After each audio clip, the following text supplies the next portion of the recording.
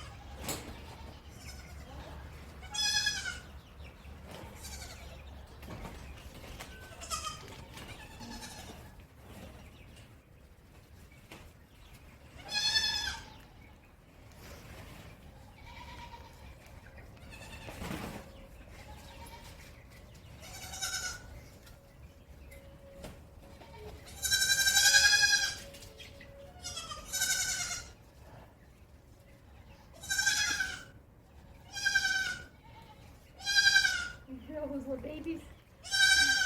Yeah, they're hungry. Yeah.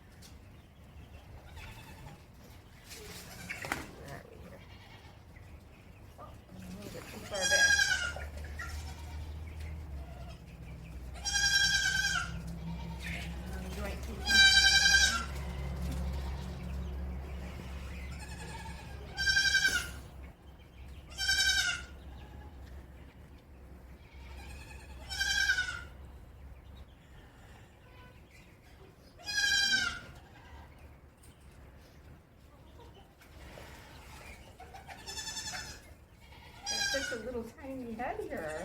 Yeah.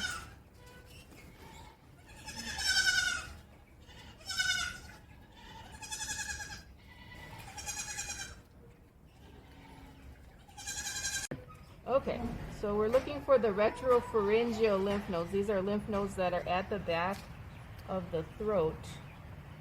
And in older animals, they can be kind of puny, so hopefully we'll be able to find them back here.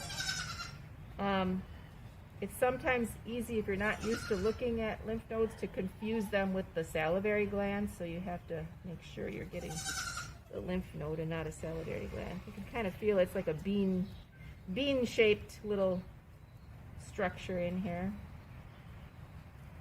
Birdie is 7 years old, so Yeah. not super old, but older. So that's probably a lateral lymph node. These are really small compared to what I see in bigger animals. So this is at the right spot. Let's see if we got the right thing here. Yep. So that's half of it. And it's got a definite outer capsule, and then it's rounded, and it's got an inner cortex. So that's half of the lymph node. Let's see if I can get the other half out here. I need to submit half frozen and half fresh, half in formalin for each lymph node. So that one's already split for me. And we'll get the one from the other side. And they can be, depending how long after death and depending what was going on, They can be anywhere from light tan to, you know, darker red like this. That's still pretty normal. Sometimes if they've got an infection going on, like if they have an abscess or something in their head region, these will be really enlarged because they're trying to fight off the infection. So this is one of the places where they will find the Scrapie prion if it's there. And so far, so good. Everything looks healthy. Well, you can't see anything. Oh, okay. You know, it's invisible. So Got it. they have to stain it with a special stain and then look at it with the Okay, microscope. so there'd be nothing in here that you would... I couldn't see anything visibly. Got it. Yep.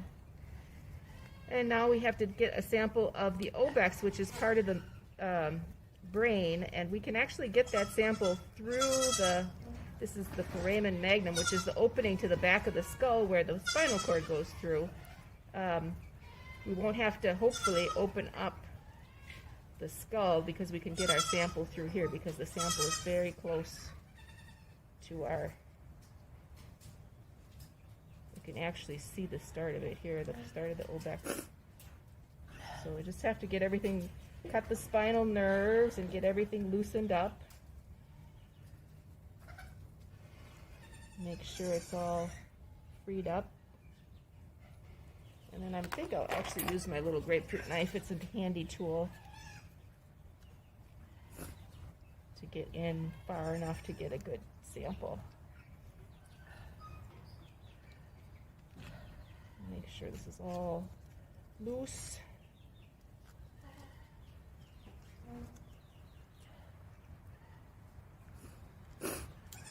And since she did not have any signs of Scrapie at the time of death, I don't have to take extra samples. Okay. If she was clinical, well, then they would have me take the entire brain and some additional samples. But this is just the basic set of samples that we take for Scrapie. So now that it's loose, I'll try and get it out. Try and cut it off and get it out from the rest of the brain. So this is the brain stem. And this V-shaped area right here, that's where the obex is. So I will trim this and only submit, you know, a smaller section of what I need. I probably don't even need to submit that much. This is all extra. But this will go in formalin and that will get sent into the lab. And that's what you're looking for, this V shape here.